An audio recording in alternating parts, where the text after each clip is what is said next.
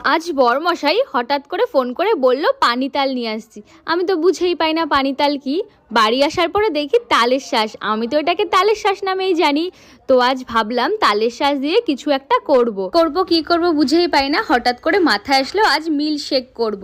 তো চলো আজকে তালের শ্বাসের মিল্ক শেক করব।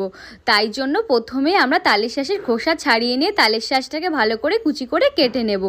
একটা পাত্রের মধ্যে দুধের মধ্যে চিনি পরিমাণ মতো লবণ দিয়ে ভালো করে তালের শ্বাসটা দিয়ে মিশিয়ে নেব, আর একটু বরফ দিয়ে দেবো যাতে এটা খেতে ভালো লাগে।